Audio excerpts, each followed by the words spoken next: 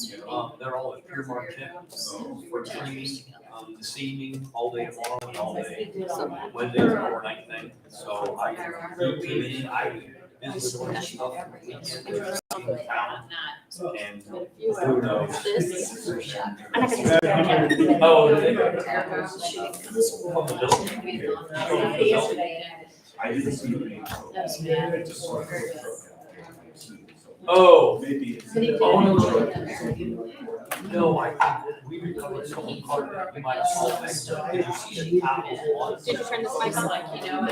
Oh, yeah, no, we recovered someone card that we brought back to the building, so you might have sold that. Was it on the side of the building? Yeah. Yeah, you probably saw it after the fact. We're ready. Good evening. Welcome to the October 24th, 2022 Board of Aldermen meeting. And now call this meeting to order. We'll ask everyone to rise and join in the pledge of allegiance. I pledge Allegiance to the flag of the United States of America and to the republic for which it stands, one nation, under God, indivisible, with liberty and justice for all. And before we sit down, if we could, it was a pretty sad day in St. Louis today. Yes. Two people who, one was a teacher, one was a student, just having a normal life, are now deceased. And so that school violence has sort of hit home in our city today. So for a brief moment, I'd just like a brief moment of silence to honor their memories.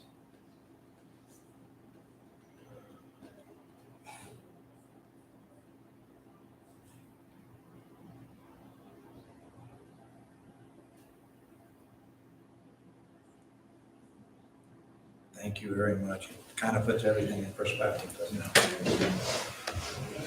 I would ask Morgan to roll call, please. Alderman Allen. Here. Alderman Even. Here. Alderman Francisco. Here. Alderman Holman. Here. Alderman Hughes. Here. Alderman Mortland. Here. Alderman Pro. Here. And Alderman Weasingham. Here. We do have a quorum and Mary is presiding. We have a couple sets of minutes to approve. One is from the October 10th meeting. Last meeting, to seek a motion and second to approve. So moved. Any discussion or amendment? All in favor? Aye. Thank you. Next are the minutes from the August 2nd, 2022 annual workshop. I seek a motion and second to approve. So moved. Second. Thank you. Any discussion or amendment? Mayor, I probably should abstain since it was not in attendance. You were. It was the annual workshop. Oh, I'm sorry. Excuse me. My hearing aids are acting up. That's fine. I'm sorry. Mayor, Yes. I was not in attendance, I've read the minutes, and I've met with staff and other aldermen, so I feel comfortable moving forward. Thank you very much. All in favor? Aye. And are there any citizens that would like to speak? I have nothing. Thank you. And we do not have a public hearing. Just one appointment tonight. Mr. Zach Krebs will be on the Public Works Commission. He's an at-large member. He's actually a former, not only military, but a combat veteran. He's had a lot of management experience in building. So I'm very happy to put him up for appointment. I would seek a motion. So moved. And a second. Any discussion? All in favor? Aye. The motion carries.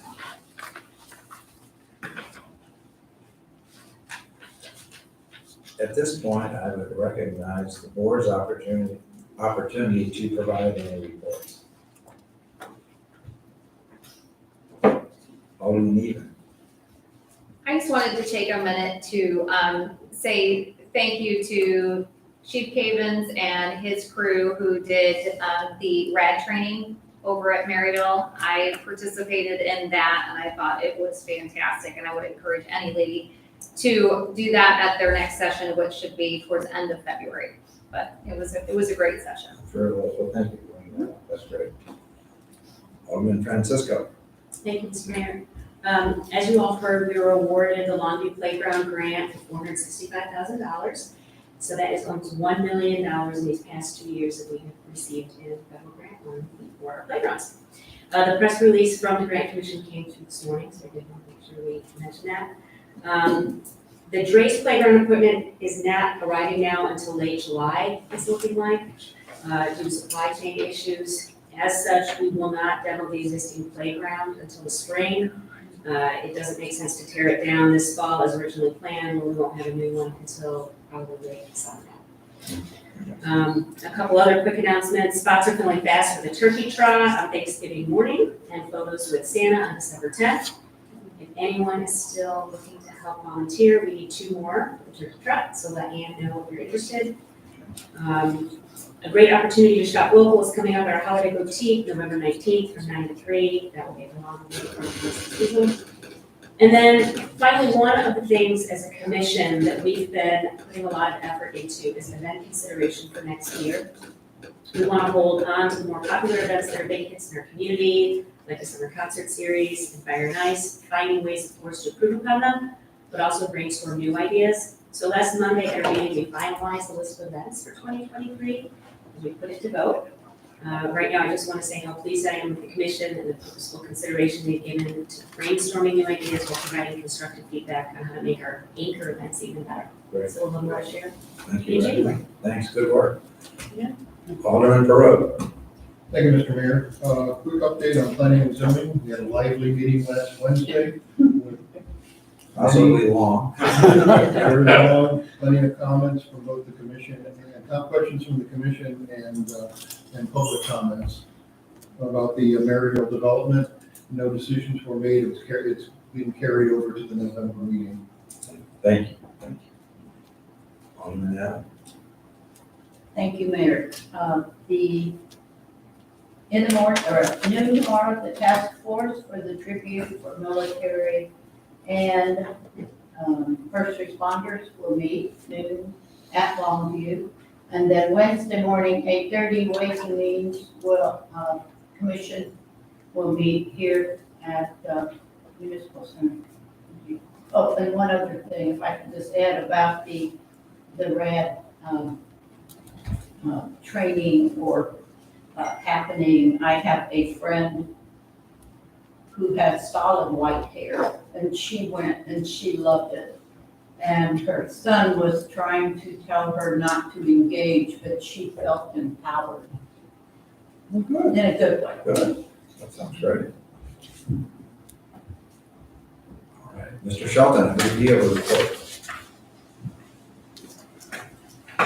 Thank you, Mayor, members of the board. Just a couple of updates. The first item, we were notified by Missouri American Water Company today that the Clayton Road closure will be delayed 1 day. They're not going to be closing tomorrow due to weather.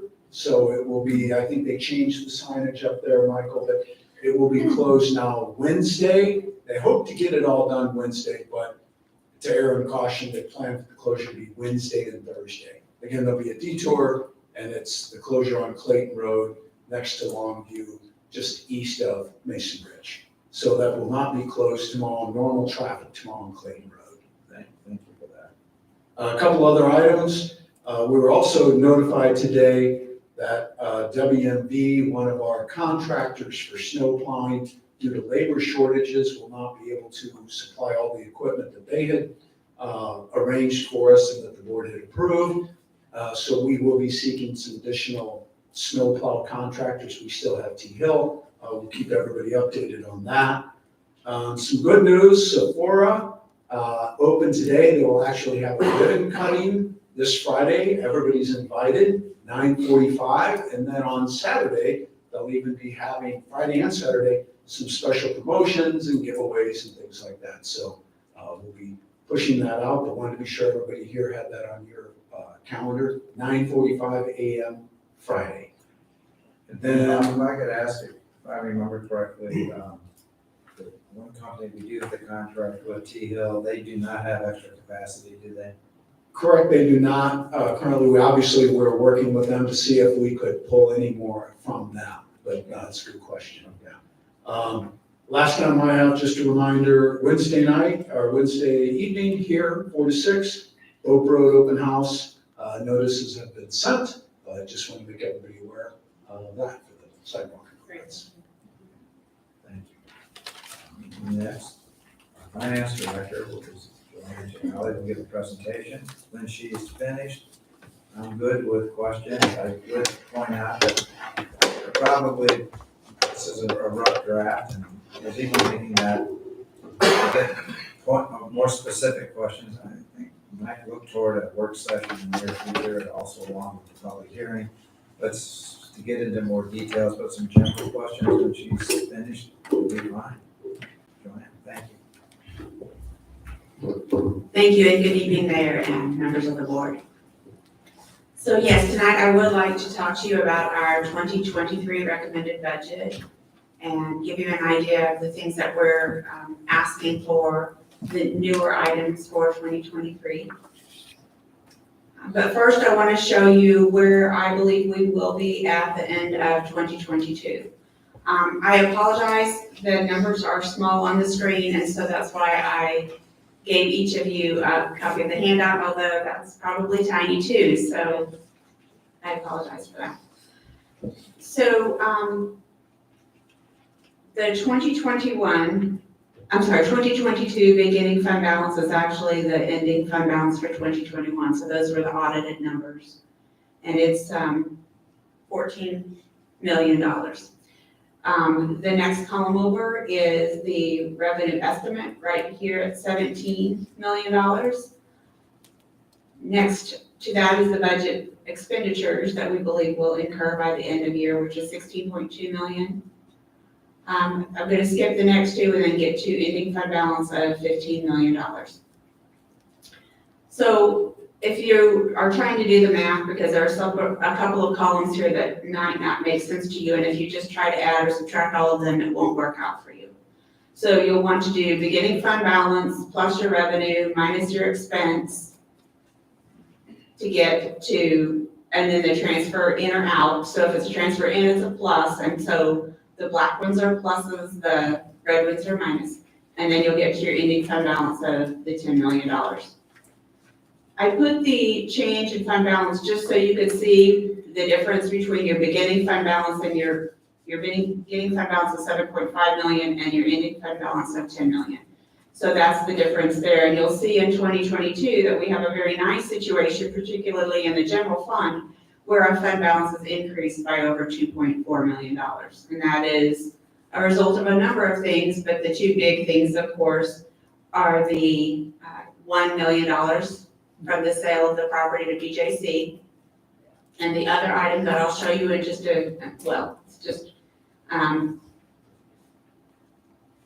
right here is the transfer, I'm sorry, I'm pointing to the wrong one, the transfer in from the American Rescue Plan Act. That's the whole amount, that's the balance in there right now.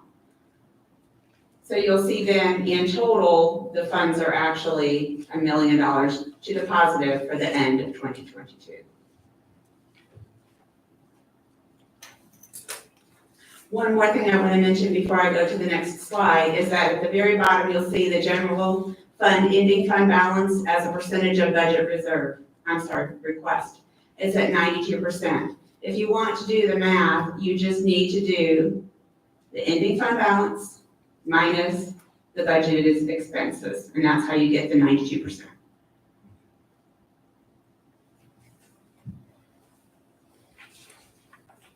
So I wanted to do one more thing. So on these changes in fund balance, you will see that in red, right here, you've got the $182,263 capital improvement fund transfer out. That was a couple of things that we did. So at the beginning of the year, there was a transfer to the road fund of $131,293 that was approved as a part of the budget process. But then during the year, we had an issue where with road sealing and crack sealing, where those were over the budgeted amounts.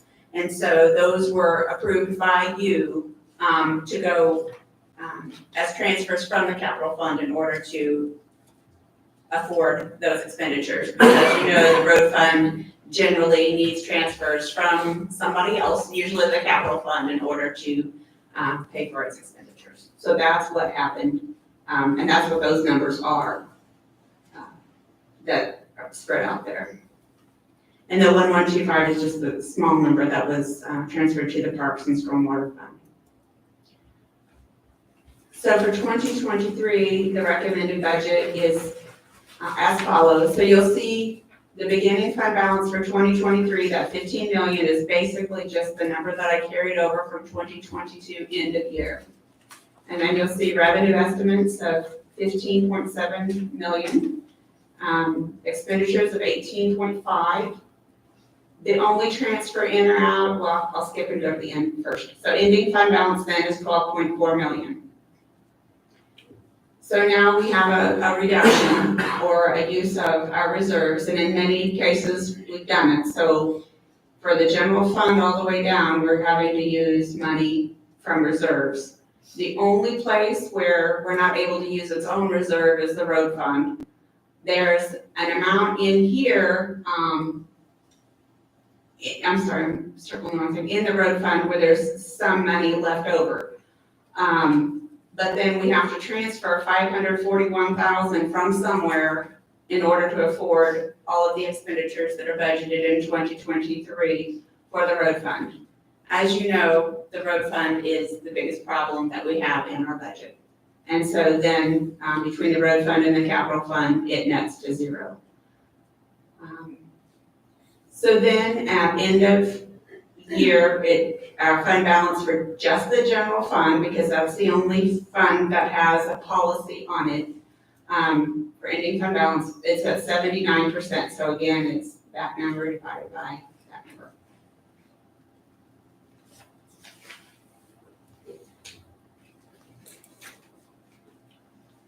So I wanted to just mention to you, on Wednesday, we'll have a Ways and Means Commission meeting at 8:30, and so we will be discussing this recommended budget. On November 28th is then when we have the public hearing and the first reading of the budget document. And then December 12th is when the second reading and the finalization will occur. So I want to go through some pie charts with you pretty quickly. You've seen these before, just with different numbers. So the sales tax is over here on the right hand, it's the biggest piece. For 2023, it's proposed to be about 55% of all funds budget. That's a huge number. And comparatively speaking, in 2020, it was 53%, in 2021, it was 48%. So as you know, in times when the economy is bad and there aren't as many people shopping, of course, then your sales taxes are down. But now we've improved quite a lot and we have some new businesses in town, so we're at 55%, we believe, for 2023. The next item, which is a much lower percentage, is the licenses and permits. That covers building permits, business licenses, liquor licenses, telecommunication fees, such things as that. I will discuss more information on these items, particularly with regard to the general fund when we get to the general fund slides. The next one is utility taxes. That's at 12%. Those are utilities that are just non-residential. In the 1980s, we actually had a residential utility tax on gas. And then finally, grants and contributions is down there at 5%. That includes Trace and Longview playground grants. Now for the expenditures. So in total, the expenditures are $8.5 million. The largest expenditure on here is police. And so you can see that it's, now this is not just the general fund. What I've done is, so you can get an idea of what each department costs. And we've done this in prior years as well. I'm pulling together not just the police general fund costs, but the capital costs and everything else in there. So you can see it's about $5.5 million. Then the next one is the fire and ambulance down here at $4.2 million. Then the next one is the road fund at 2.4 million, and then parks and trails right over here at $2.3 million.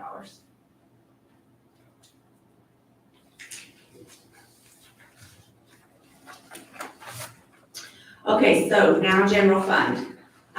I attempted to provide some additional details because there were some requests to go back prior to COVID.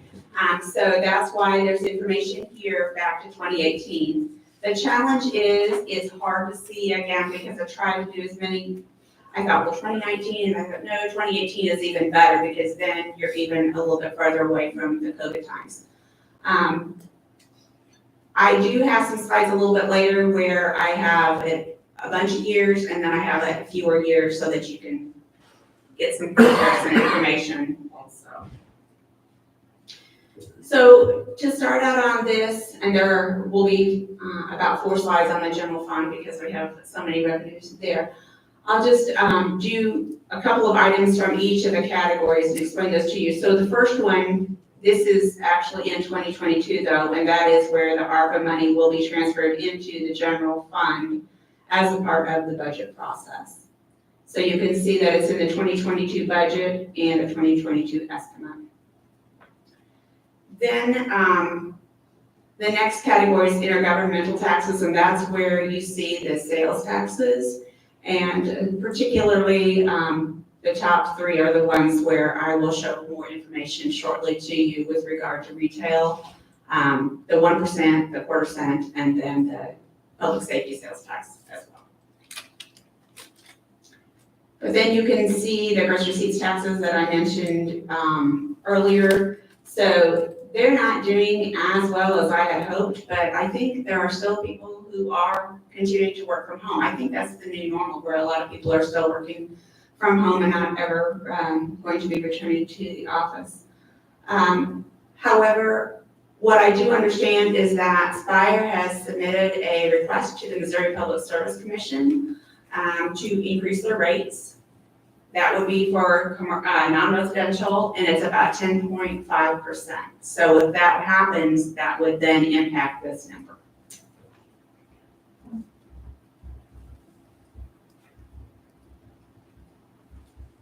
Okay, this next category, zoning permits. The building permits are budgeted a bit higher than they were in prior years, and that's based on the permits that we anticipate for development in 2023. Down below with the business licenses, you can see that the square footage isn't quite as high as what we had budgeted or even near what it was in 2019, but the gross receipts business licenses are doing well, and I anticipate them to continue to do well because, as you know, the gross receipts are based on gross receipts from the prior year. So with this year being a good year, I anticipate that next year to be even better, so you can see that right there.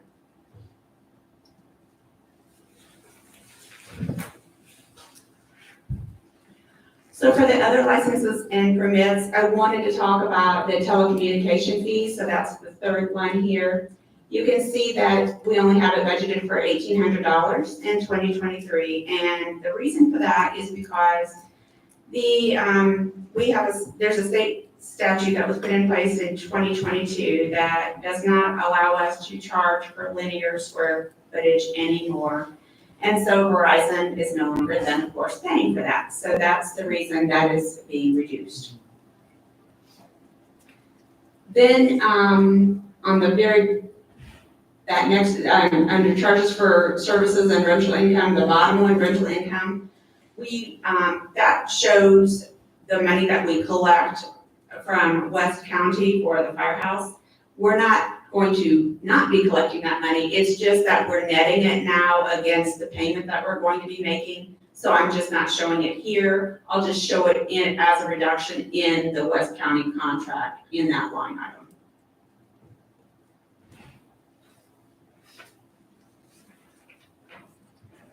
And then under inspection fees, that is too low. You can see the one right above rental income right there. I I didn't recognize that we did receive a payment just like a week ago, and so that number needs to be higher than what I have in here.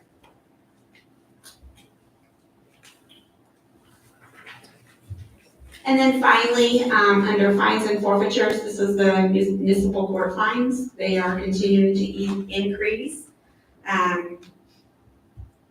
post-COVID, and so it's not a significant number increase from my estimate, but they are continuing to work really hard and collecting revenues on tickets.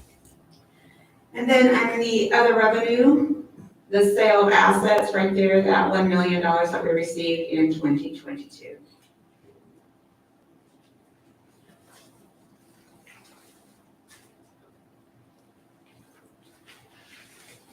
So here are our sales tax revenue trends all the way back to 2017. And you can see that there's a nice amount of growth. The only one that you see is a lot lower is the public safety sales tax, but that was when it just began, just was implemented was in 2017, at the end of 2017, and that's why that number is so much lower. But you can see with this line graph that it is doing well. And the blue one is the retail sales tax with the local option piece.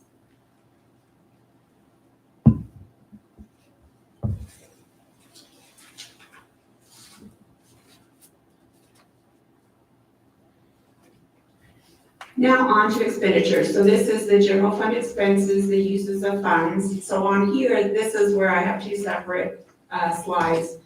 On this one, I just show 2021 to 2023, and I wanted to show the increases so you can see the difference between 2021 and the 2022 estimate is here. And the one over here to the right then is the difference between the 2022 estimate and the 2023 budget or projected amount. And so you can see 3s to 5s here. There's almost 11% for police. The one for fire and ambulance, please don't be too concerned with that. I don't have the updated numbers yet. I've been requesting numbers from St. Louis County for a while now, and I still don't have the update on one of my numbers, so it won't be a negative 0.75%, but it will be reasonable. And then 3.58 for public works and insurance almost 5. So you can see then for 2023, the average general fund increase is 5.17%. What is dramatic also is the fact that there's such a large increase in year-end balance right here for between 2021 and 2022 because of the ARPA money and the sale of the property. But then you've got the diminished situation, which is the reality of expenditures outpacing revenues in the general fund. So here is another slide that I've included now all the way back to 2018. You may wonder what that is. Does anybody know what that is? That transfer to other funds from the general fund in 2018? It says town square. Yes, it's town square.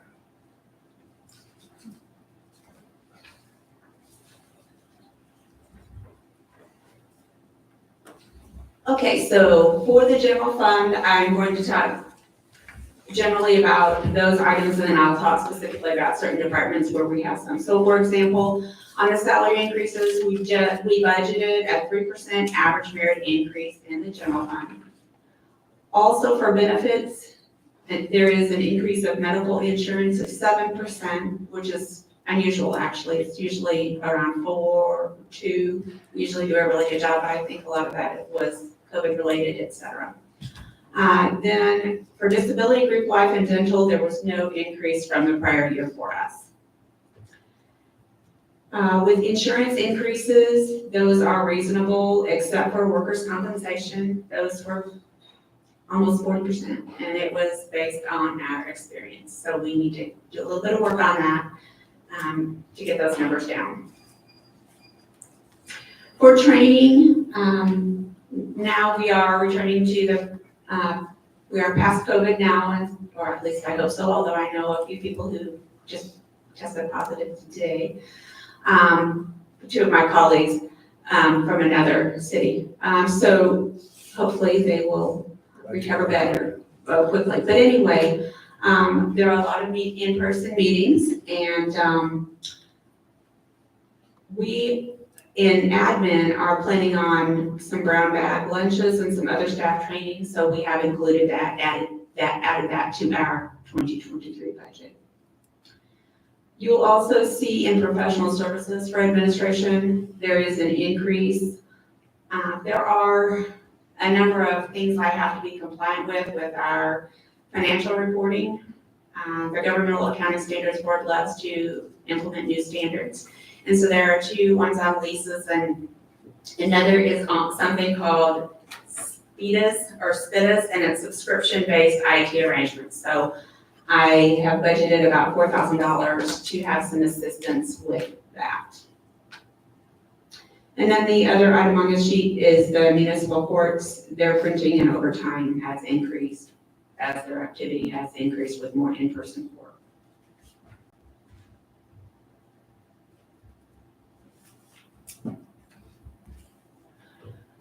So particularly for police, we're budgeting full-time staff for two. One is a new position, and that's the police officer. The lieutenant is not a new position. It is just a position that we've had on the books for a while, but has been unfilled.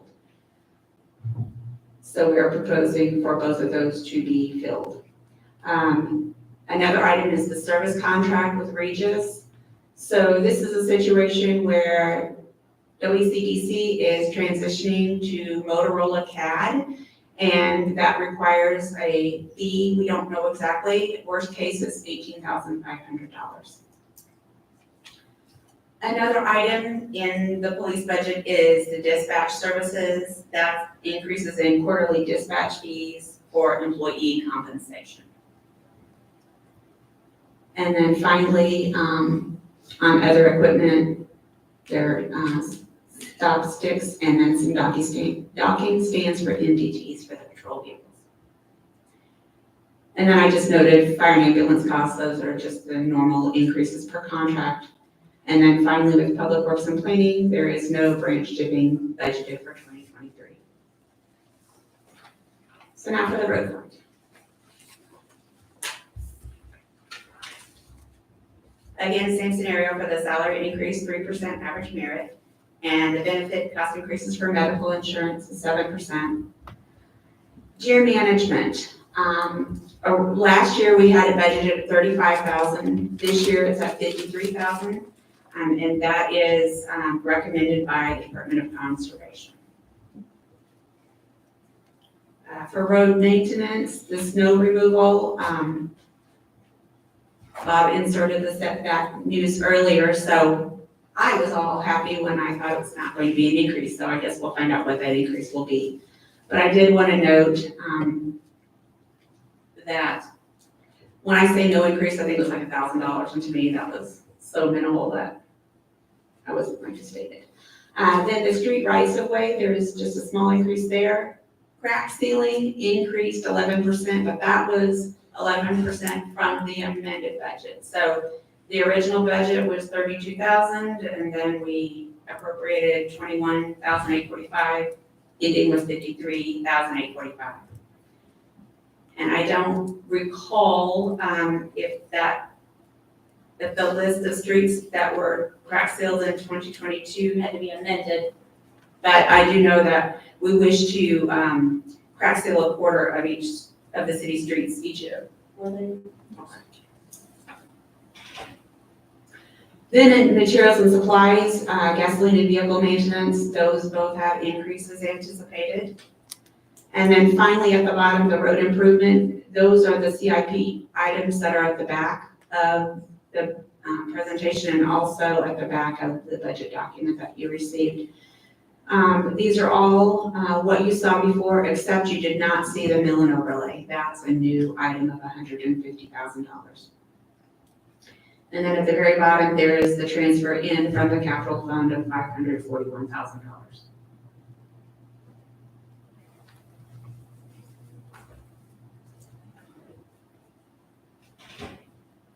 So now the capital fund. So again, I'm repeating the same thing, but just vice versa for the 541,000. With materials and supplies, the gasoline for police unfortunately increased quite a bit because of the cost of gas in 2022, but it has reduced since then, so we don't have as large of a budget number in for 2023. We also, for capital outlay, we have an additional in-car camera and an additional flock camera. And then for vehicle equipment, you probably recall all of the situations that we've had with the supply chain. The supply chain challenges. Sorry, my head's thinking about blockchain because my son just got his master's degree in blockchain technology. So anyway, supply chain issues. So we are now budgeting to purchase 4 vehicles in 2023 instead of 2 in 2022 and 2 in 2023. Also with the radar and radio replacement, that is tied with the Motorola situation again, to begin in 2022 and continue through 2023. And then finally, for other equipment police, we have budgeted some money for 40th anniversary uniform badges for the police department. It will be their 40th anniversary. And then the last one on this page is personnel. This is with regard to an IT staff member or consultant. I have budgeted $97,000 for salary and benefits for that position.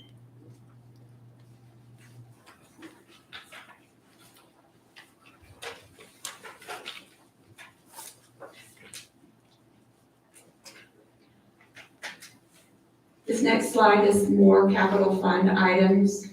And you can see we have building maintenance, of $5,000. We have a replacement of a Ford Escape. We've got the replacement of those lovely conference room chairs. And then we also have sidewalk replacement, the South ADA curb ramp. And then at the very bottom, the other equipment, we have the firehouse upgrade. We just have a plug number of $40,000. And then the firehouse charge, that's the additional $40,000 increase for the contract.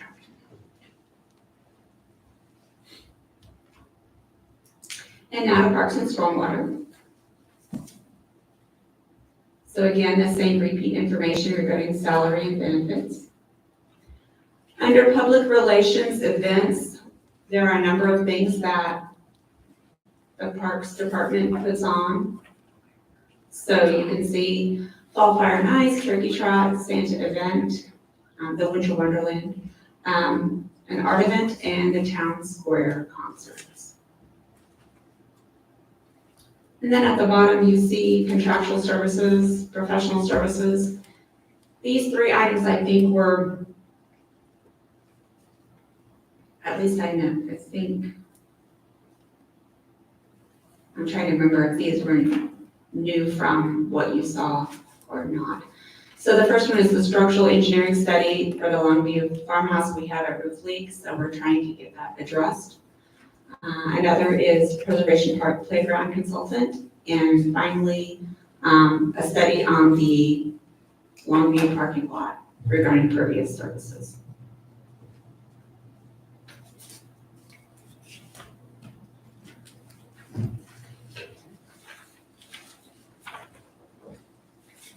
So regarding trail projects, you can see the Clayton Road Trail Seal. And then Topping Road Phase 2A is the right-of-way acquisition. Topping Road Phase 2B is a grant application fee. And then finally, Conway Road is for sidewalk.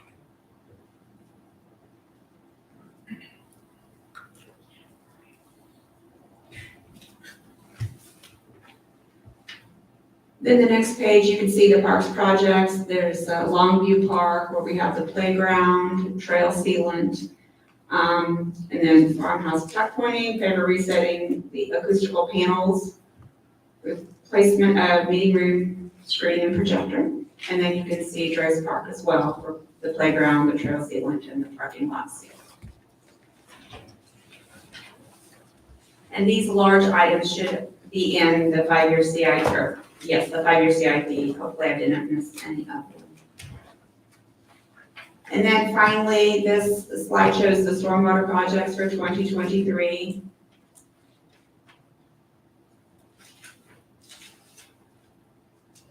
And then we'll get to the 5-year CIP. So this is the road fund. And again, the new item right there is the mill and overlay that is, starts with $150,000 in 2023. As I mentioned earlier, money has to come from somewhere to help the road fund pay its expenditures, and you can see, I put it in green so that you could see that it just continues to be a larger and larger transfer. By 2026, it's a $2.1 million transfer. But herein lies the problem. If we're just transferring money in from the capital fund, it's just not coming from there for too much longer. You can see that with the capital fund, we're doing a pretty good job. We do have some projects in here, like the public works maintenance facility further down, and so on, where a larger amount of money is being spent for projects. But the problem is here, you've got this, and then all of a sudden in 2026, it can't even fund itself. So the money needs to come from somewhere, some source of revenue, either a property tax or another source of revenue in the future, in the near future, like 2024. And then here again is here is the Parks and Stormwater Fund and information that I've already mentioned in the previous slides. You can see how we've got those projected out. And then the last slide is the stormwater projects. And that's all I have.